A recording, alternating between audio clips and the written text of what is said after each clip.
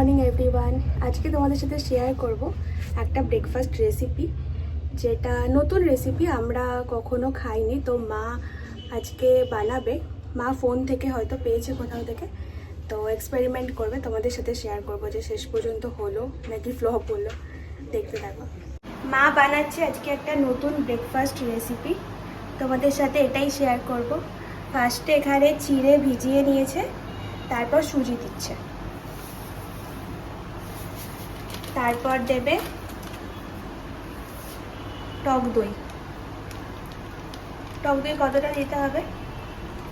যতটা পরিমাণ আছে পরিমাণ মতো দিতে হবে টক দইটা। এটা 100-র মতো টক দই। এবার একটু লবণ দিয়ে দিচ্ছে, আমরা তো রক সল্ট খাই।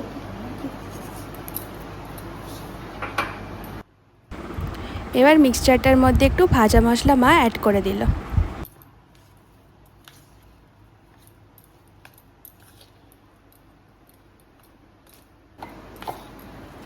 তারপর পুরো মিক্সচারটাকে একবার মিক্সিতে গ্রাইন্ড করে নিতে হবে।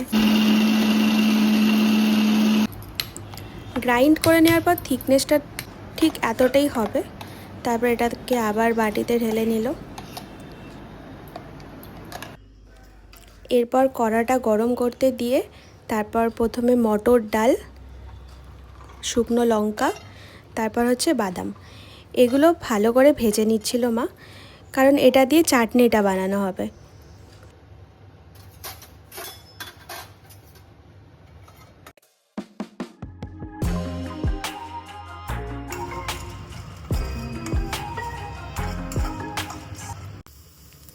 তারপর অ্যাড হলো টমেটো, তারপর টমেটো দিয়ে ওটাকে ভালো করে নেড়ে নিয়ে তারপর আবার নুন। এই মিক্সচারটাকে আবার একবার মিক্সারে গ্রাইন্ড করে নিতে হবে, তাহলেই চাটনিটা রেডি হয়ে যাবে।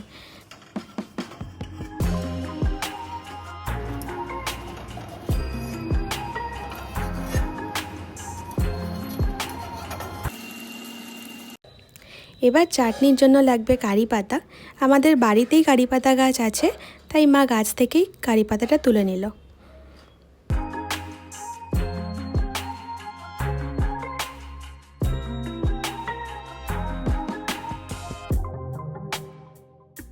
এরপর একটু রিফাইন্ড অয়েল দিয়ে তার মধ্যে কালো সর্ষে দেওয়া হলো। তারপর কারি পাতাটা এর মধ্যে দিয়ে ফোড়ন করা হবে চাটনিটার ওপরে দেওয়ার জন্য।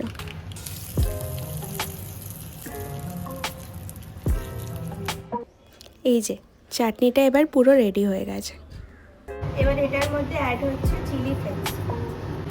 এটা কেনা চিলি ফ্লেক্স না, এটা শুকনো লঙ্কাকে মা জাস্ট কাট করে নিয়েছে, আর জিরে ধনে সব কিছু গুঁড়ো করে একসাথে ভাজা মশলা করে ভালো করে মিক্স করে নিয়ে ব্যাটারটা ঠিক এরকম ঠিক হবে অনেকটা।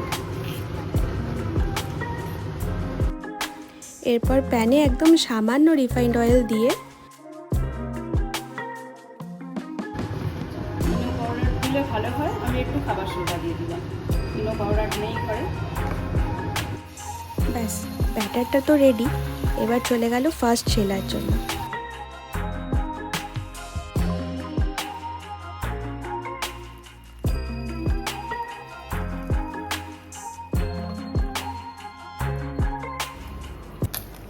এই যে এখানে রেডি হয়ে গেছে গরম গরম ছিল্লা, বেশ অন্যরকম খেতে হয়েছিল।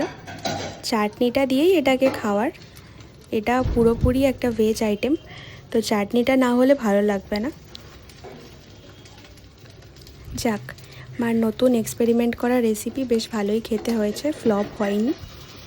যদি কিছু ভালো লেগে থাকে তাহলে প্লিজ সাবস্ক্রাইব করে দিও আর লাইক কমেন্ট করে দিও, জানিও কেমন লাগলো।